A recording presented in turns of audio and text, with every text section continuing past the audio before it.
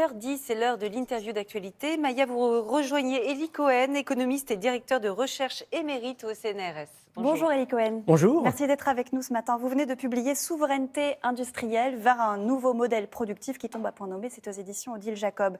La pression est forte sur les entreprises françaises encore présentes en Russie. Hier, devant le Parlement français, le président Zelensky leur a demandé de cesser de soutenir la machine de guerre russe en citant Leroy Merlin ou Auchan. Selon vous, ces entreprises doivent-elles quitter le pays ? Il y a trois situations différentes à distinguer. La première situation, c'est une situation où la France et la Russie achètent et vendent des produits. C'est le commerce international. Par exemple, nous avons cessé de vendre des composants électroniques qui sont très utiles en Russie pour l'automobile, l'aéronautique, etc. Ça, c'est le premier niveau, c'est le commerce. Deuxième niveau, les Français ont beaucoup investi dans des réseaux de distribution. En Russie, c'est Auchan, c'est Leroy Merlin.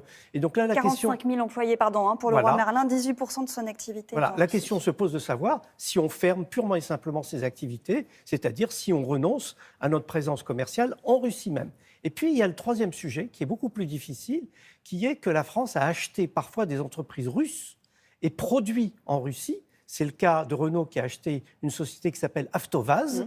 C'est le cas s'interroge encore sur ces activités. C'est le cas de Total qui exploite le grand gisement Yamal. Et là, on est des producteurs directs et surtout, on est actionnaire de sociétés russes qui produisent sur place. Qu'est-ce que fait Total, par exemple, de sa participation dans le site de Yamal ? Là, c'est très important parce que ce sont parfois des dizaines de milliards d'euros qui ont été investis. Qu'est-ce qu'on fait de cette action de production ? Est-ce qu'on raye purement et simplement ? Est-ce qu'on a la possibilité de céder ces actifs à d'autres acheteurs? Oui, mais les Russes peuvent retenir le produit de ces cessions. Donc là, il faut envisager éventuellement des arbitrages très douloureux. Quand le président Zelensky dit que ces entreprises soutiennent la machine de guerre russe, est-ce que c'est le cas ?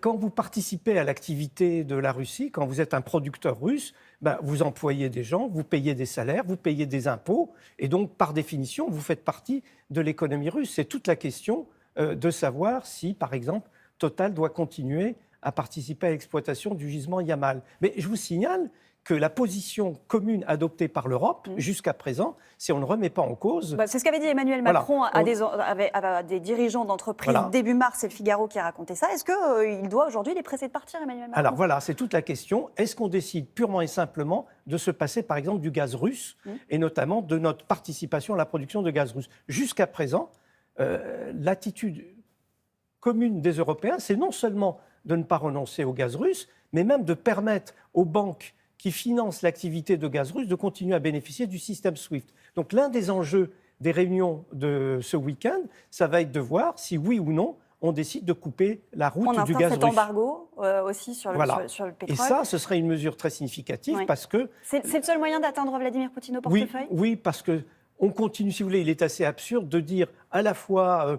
qu'on va continuer à produire et à acheter du gaz russe et en même temps de dire qu'on va peser sur les finances russes et sur le financement de la guerre. Chaque jour, on continue à faire un chèque très important à la Russie pour l'achat de gaz russe. Le problème, c'est que cette décision, elle risquerait aussi d'attendre les Européens au portefeuille. Est-ce qu'en France, on serait prêt à subir les conséquences, à payer le prix de cette guerre ? Alors, c'est toute la question, c'est-à-dire que cette question des sanctions russes vient percuter la problématique du pouvoir d'achat, parce que bien entendu, plus il y a tension sur le marché pétrolier et sur le marché gazier, plus les prix montent, plus la facture pour le consommateur monte, et puis surtout, si on venait à couper purement et simplement les approvisionnements, il faudrait prendre des mesures qu'on n'a pas prises depuis le premier et deuxième choc pétrolier, c'est-à-dire éventuellement rationner la consommation de gaz, décider de baisser la température dans nos appartements pour économiser de la consommation de gaz, etc.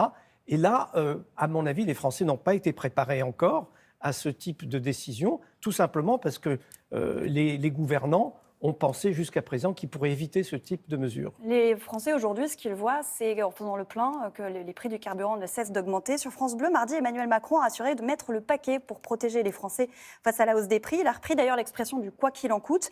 Est-ce que ça veut dire qu'après le « quoi qu'il en coûte » sanitaire, il en faudrait un autre lié à cette crise internationale ? Je crois qu'on est en train d'aller effectivement vers un « quoi qu'il en coûte » ukrainien, si j'ose dire.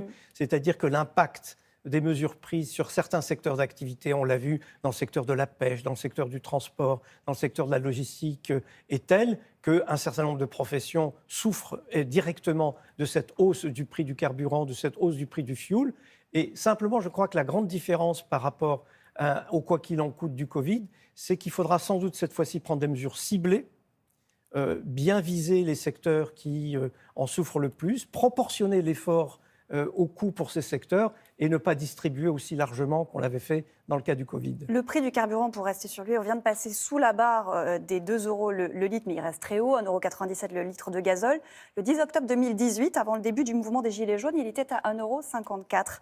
Plusieurs opérations de blocage ont eu lieu ces derniers jours. Est-ce qu'il faut s'attendre à voir éclater une nouvelle colère sociale dans les semaines ou mois à venir ? Je crois qu'il faut savoir raison garder. Tout le monde actuellement fait la comparaison avec les chocs pétroliers de 74 et de 79. On n'est pas du tout dans les mêmes ordres de grandeur. D'une part, d'un point de vue financier, d'autre part, notre dépendance à l'égard du pétrole et du gaz, ce qu'on appelle l'intensité énergétique par point de richesse nationale produite a beaucoup baissé. On a beaucoup évolué depuis les chocs pétroliers et globalement, on maîtrise mieux les phénomènes. Ceci dit, il faut bien avoir à l'esprit que la situation actuelle, c'est un transfert de richesse des pays consommateurs, c'est-à-dire nous, vers les pays producteurs, c'est-à-dire la Russie, les Émirats, etc. Donc il y a une espèce d'appauvrissement relatif. Alors qui doit supporter le coût de cet appauvrissement relatif ? A priori tout le monde, sauf qu'on peut dire que certaines professions, certaines catégories sociales doivent être protégées parce qu'elles souffrent plus directement et parce que le coût est plus important pour elles. Et c'est ça qui est l'enjeu des mesures sélectives qu'on devra prendre. Merci beaucoup, Élie Cohen, d'être venu sur ce plateau ce matin.